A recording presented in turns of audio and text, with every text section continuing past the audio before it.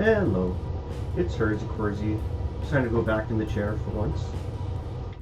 We are in the quarterfinals match between Styles, who is on Mono Black Poison Midrange, versus Zangy, who is, I don't know if this deck has like a fancy name, but it's a Mardu Herald of Oblivion combo deck.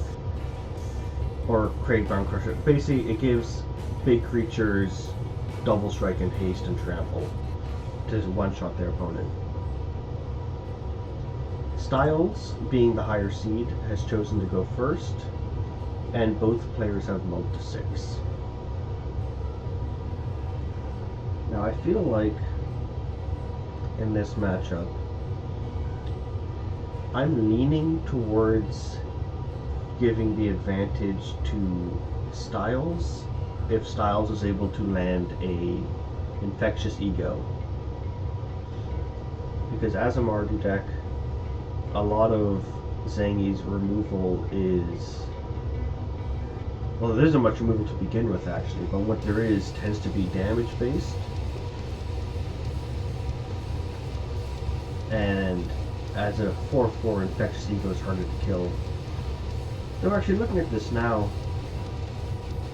while Zangy is light on removal, Zangy does have multiple ways to deal with an Infectious Ego, namely P-blocks as a counterspell, and Engraves, which is just flat out destroys creatures. So maybe Zangy can make this work, but I am leaning towards Styles' grinding mid-range being able to shut down combo opportunities while still applying lots of pressure. Currently the players are just throwing discard spells at each other, but Styles has managed to land the turn 2 Profane Emissary, which is going to rapidly apply a clock here. And it's also going to guarantee the 3rd black source, unless Zangy top decks a removal spell. And while Conspiracy is able to remove one of these hard-hitting 3-mana creatures, it cannot remove both. So no matter what, Styles is going to have a fantastic turn 3 play available. I would personally remove the Bloodjade Prophet because it goes up so high on cards. But Zangy's going for the Soul Reaver. And I'm not sure I agree with that, because Soul Reaver isn't able to interrupt the combo.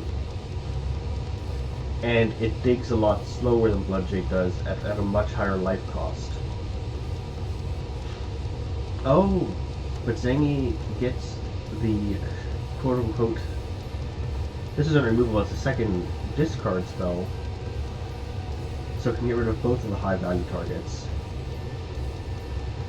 leaving Styles with just the Mistress of the Black Orchard and no immediate way to apply the poison. So it's going to at least play untap, swing without a blocker, and then next turn upkeep, start drawing cards off of this.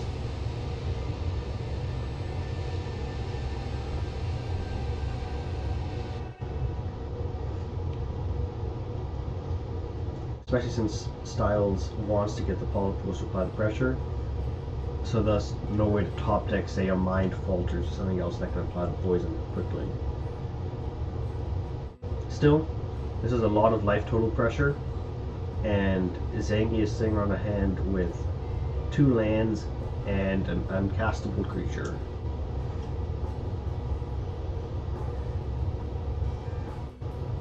And won't even be able to play the Valdez until a couple turns from now. I say uncastable creature. If Styles next turn swings in for 6 damage, bringing Zangy down to 5, then Graveyard Crusher will only cost 2 mana. Currently it costs 8, but I think Graveyard Crusher is hard for me to figure out the current costs 9 less, but yeah, it costs 8 currently. Oh, so it costs 3 mana if Styles swings in the full next turn. This thing will be down to 6, missing 14 life. It will cost 1 red.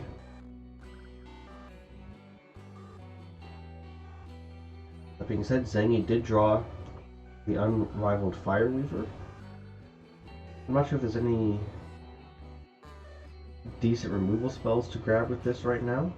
Doesn't seem like it, because again, it's going to be grabbing red stuff, which is mostly going to be, yeah, it looks like the removal options are stuff like Scorch and Fellow Charm, which both deal 3 damage. Midrange Rage for mass 3 damage. All of which results in the simple thing of Profane Emissary is a 4/4 and does not care.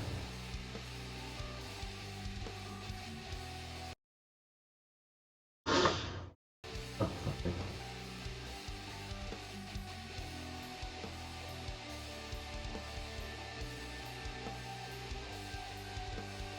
Sorry for that noise, I muted the wrong thing. Yeah, so Fire Reaver's coming down. I wonder what you end up grabbing. But, I feel like I would have gone for grabbing the Silver's Defiance out of board. Because as mentioned, a full swing does not kill you and makes Cragground Crusher cost 3 mana. If you then play Barren Desolation untapped, Cragground Crusher costs 2 mana, you have 4 mana available, and Silver's Defiance also costs 2 mana. This means you could bait your opponent into going for the full swing, and then immediately untap and kill them. Actually no, because Styles would have 28 life, so it wouldn't actually be lethal. Okay. The lifelink coming in clutch.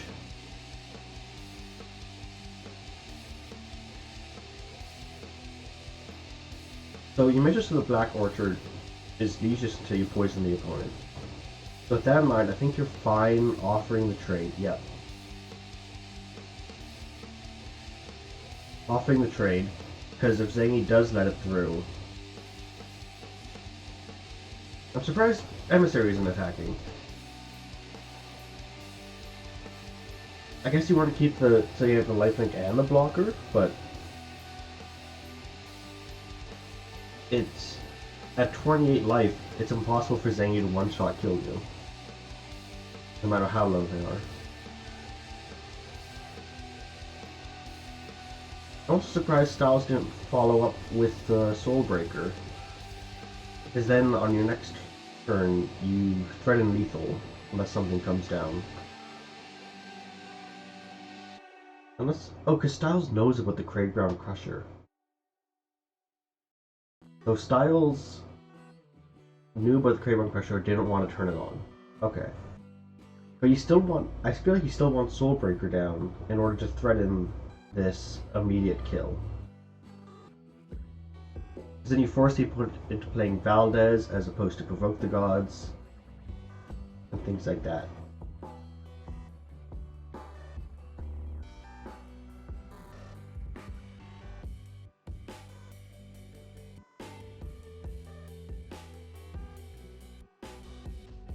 Okay, going for the Provoke.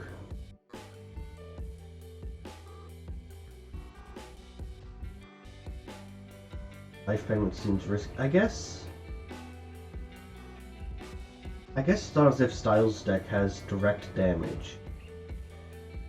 I'm not sure it has any. Going to 1. Oh, that's Styles saying that. Jesus. Okay. There's no direct damage in Styles' deck. There is, however, a kill spell. Admittedly, only the one. Oh, and the Soulbreakers. So I think you gotta make sure to stay at 7 life. You gotta stay at 7 life, otherwise a single removal spell gives Styles the kill. I know you kind of want to enable, say, untapping into Cragground Crusher, but I do not think it is worth it.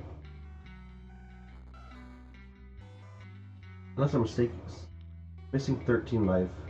The Cragground Crusher only costs 4 mana right now. It is already currently enabled.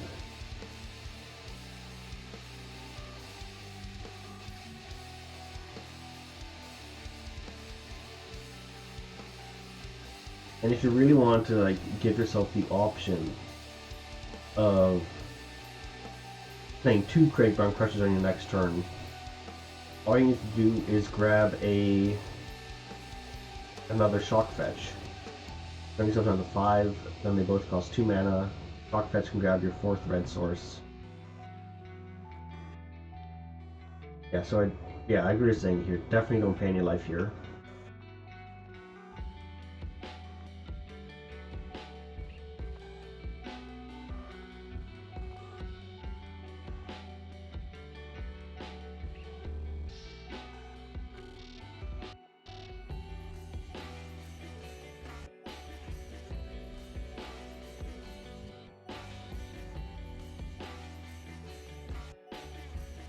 Still feel like rushing out Soulbreaker in order to force Zangy onto the back foot to avoid lethal would have been the stronger play.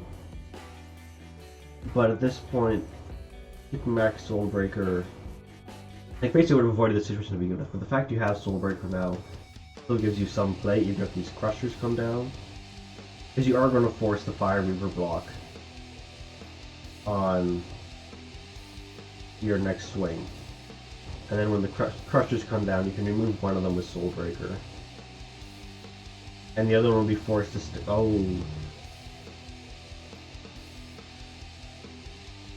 Do these things have haste? No.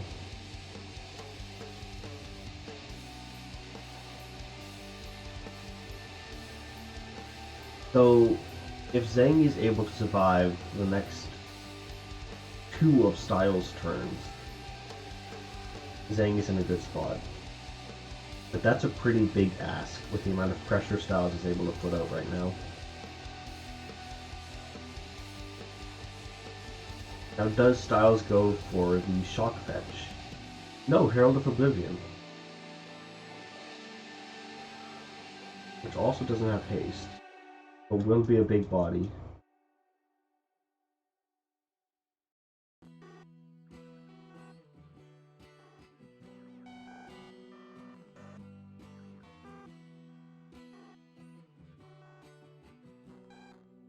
Oh, there's a removal spell.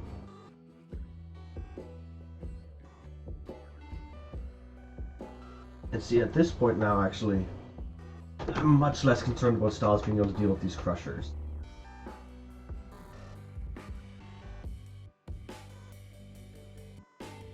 Because Styles now has 2 removal spells. But the Fire Reaver isn't forced to block here. Going back to my earlier thing about actually forcing lethal threat.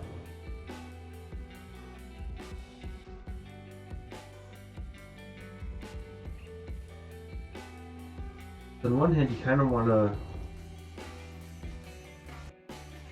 remove the Fire Reaver to bring your opponent down to 1, make it so they have no breathing room to ever go shields down. But you also want to try and keep up your double removal spells. Yeah, I think you just swing at the Profane Emissary. You want to keep the Mistress because the card flow is going to be very good for making sure you can keep up with potential threats and infectious egos or such. As long as you keep multiple threats out, your opponent can't go shields down. And can't swing in with their killing things because they can't one-shot you. I'm surprised the second Mistress wasn't played.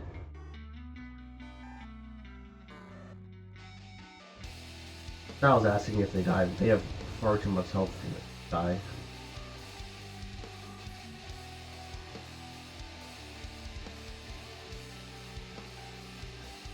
But again, there's no haste on this. Yes, it's just a bunch of big bodies.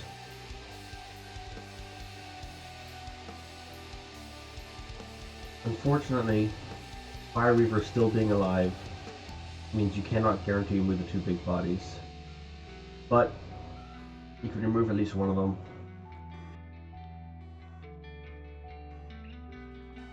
And now you just need to kind of build up a wide board.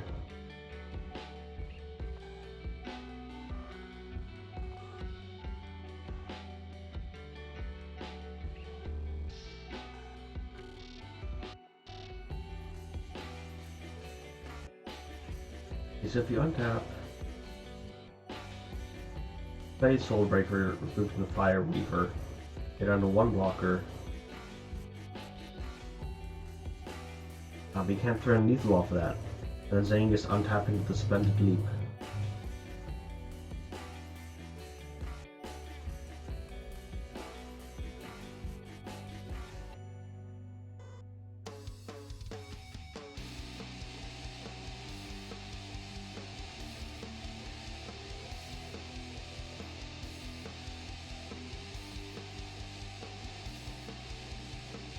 Okay, so now you do kill the Herald by forcing this. Though it wasn't forced, then you could have just chosen to go down to 1. Not worried about the poison damage. Weirdly, it's only 1 poison.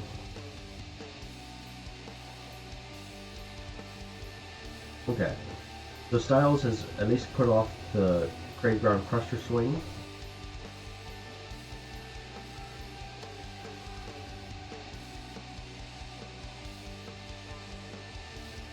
Zangy has an Engrave they cannot cast, and a Sea of Reach, so back double blockers.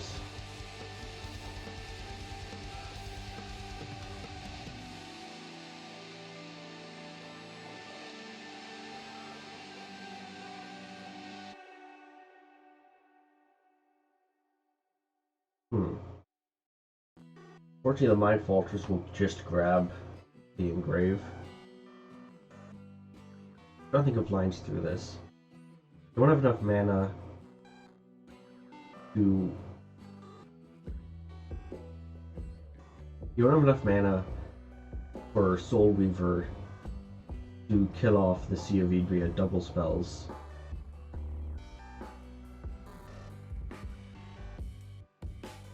Double String still... Actually...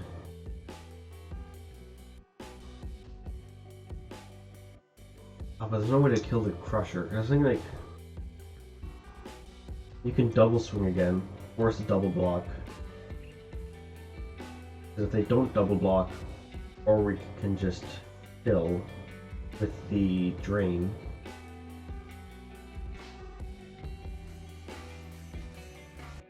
But as soon as the Splendid Leap comes down, it's going to be difficult.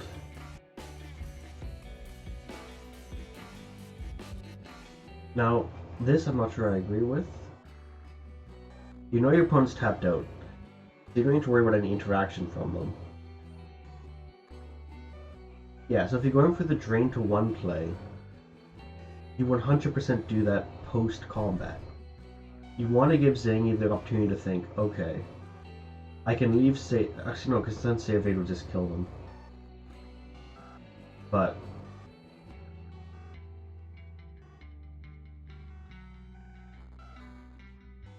No, because Save Aid loses like before making the armies. But yeah, this is not enough pressure.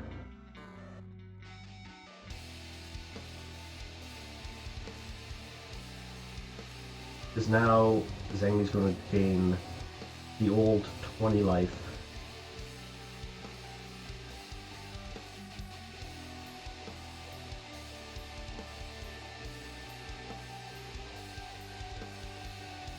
Styles is down to 10, Zangy's up to 22, and Styles desperately needs to draw some mana of removal for all this. But I don't think there is any. The 1 Strike from Shadows has already been played. There's no way to threaten Lethal to remove the excess blockers to make a Soul Breaker get in there.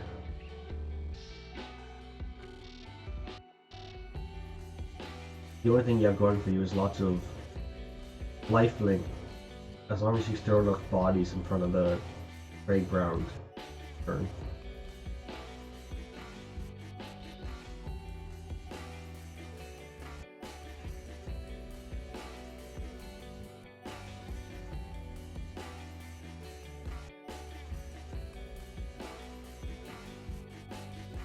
I don't think you go for the draw card mode because your life total is so low.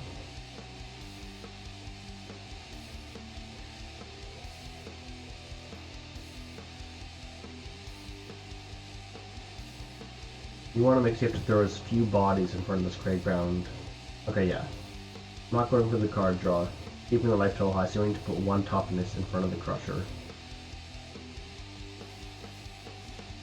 Plus you're probably going to be losing life off the Blood Jade.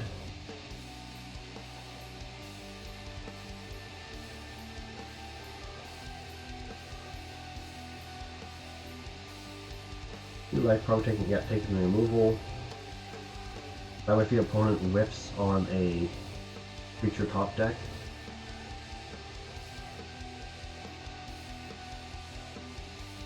Because it's still the fact that you're not actually forcing any. Oh, no, there's no cards in hand. Oh, this is just for the Soul Reaver, okay.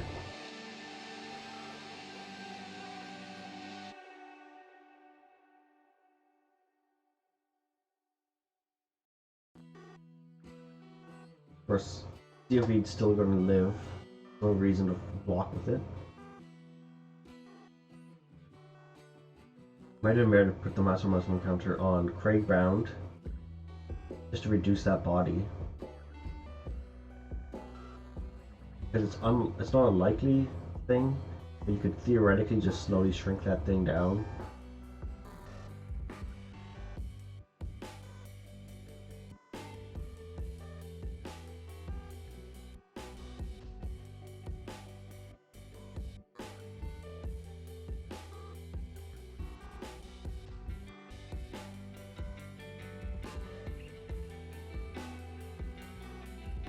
I'm not sure how you attack it. It's a rough spot to be in. You need at least 3 toughness held back. Yeah, you got to apply enough pressure to force blocks.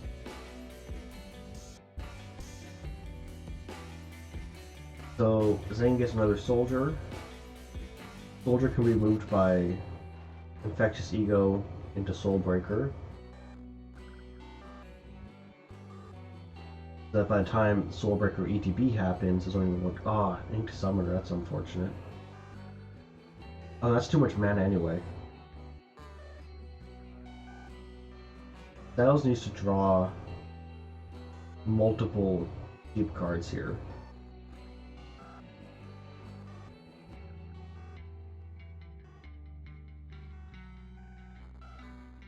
What bodies do you throw in front of this?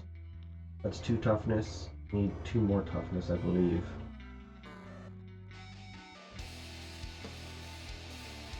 I think Styles might have just thrown. Because this will bring him down to 1, if I'm mistaken. Yeah, 3 toughness brings him down to 1. Okay, Styles is still thinking. Because otherwise, your Mistress will just kill you on upkeep. There we go. It does mean actually removing this Crusher is nigh impossible.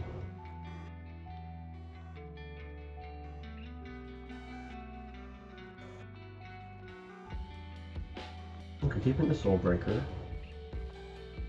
Not sure what actually helps, but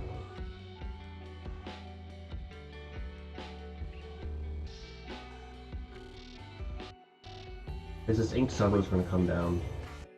Too much to remove with the Auric.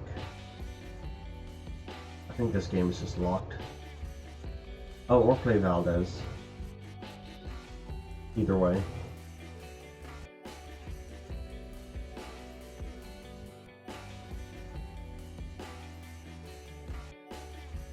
Yep, Styles just calls it there. I wasn't tracking enough the card draws and the lines at the time, but I am reasonably confident that forcing the issue on that earlier play by removing the blocker and knocking your opponent down to 1 could have been able to win that game. Especially, yeah, I think it almost would have, definitely would have, because it didn't, at that point it wasn't speeding up the Crusher's hitting play much. And Auric came down within a turn or 2.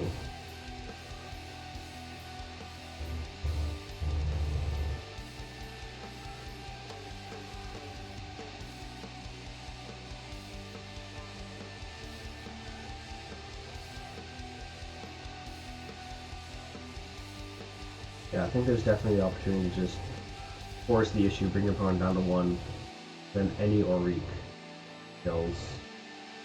Anytime they have less blockers than you have attackers kills. Instead, Zangy was knocked down to 3 life, and Styles consistently had extra attackers, but the extra attackers only had 2 power and couldn't actually close out the deal, and so couldn't force really bad blocks or force lethal or anything like that.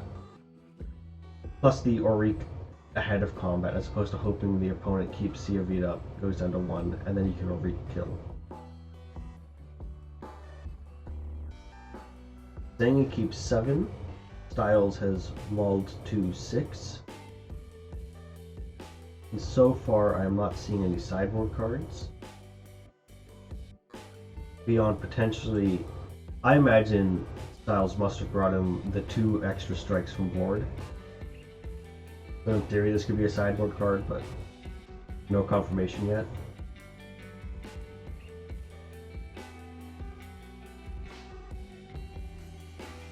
Yeah, the Conspiracy of Ravens is unfortunate when you're only have like 2 playable cards in hand.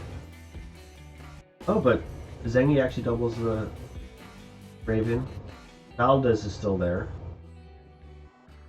It's just a question of whether this hits the kill spell or hits the kill spell, so Riki gets to stay. I just have to worry about how fast can Zangy get the combo going. There's no provoke in hand yet, so it's not too worrying. I'll just the Mistress down. It should be able to get at least 1 swing in. Oh, Torch might just kill it here. Nope, blockers are going to be put in front of it. Especially with the blocker it's making. So now Mistress can't swing in. It's not going to be drawing any cards.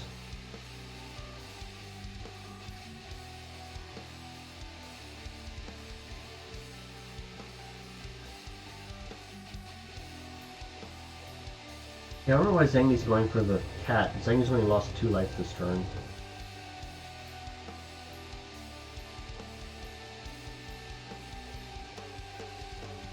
Yeah.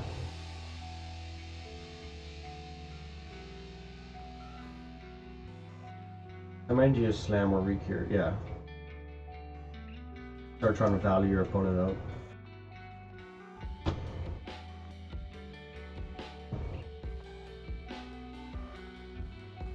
But Zangy can just scorch it. And overall, I'm feeling like this is leaning pretty heavy towards Zangy, just because Styles isn't getting any ability to start getting 2-for-1s or otherwise go up on cards. While Zangy has Ink Summoner Art as a value generator. Looks like it's going to be...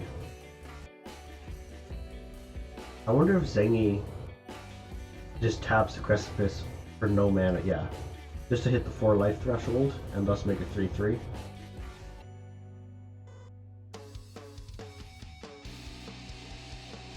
Because now the Summoner is just generating a ton of value. Styles has no way to get on top of that value. Yeah, like Styles says, this is not going well. Because now you're 1-for-1ing with token generators.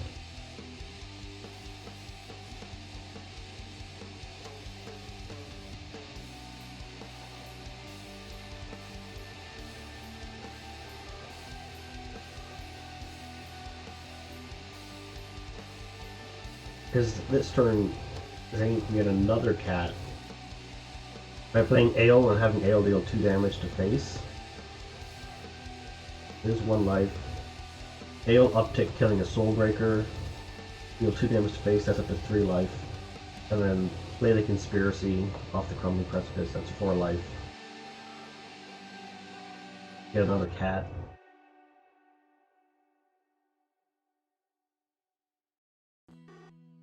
At which point, I imagine you start swinging at the cat and bird you have. Yeah.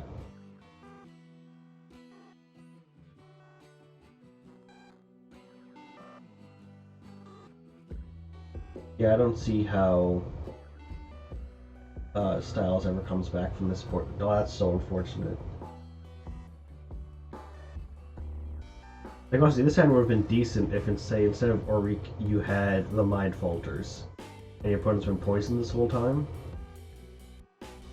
But, like, right now, Zangy can go this, AO for 2 more life, and then play Crusher, just to really flex. I think he could have grabbed the basic there. He could have gone down to 5 anyway. Oh, wanted the haste. Okay, this is probably just lethal. Can block 10 of it, and then takes, yeah, 18.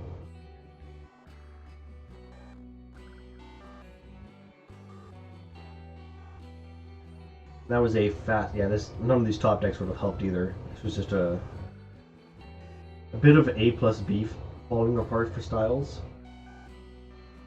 But, yeah, this game was not great. Game 1, I feel, definitely could have been won with a few different lines. I think Styles is realizing that as well. But yeah, that is, I believe, our first quarter final match of this GP. And it's a 2-0 for Zangy with the Mardu Fire Reaver combo deck. Have a good one.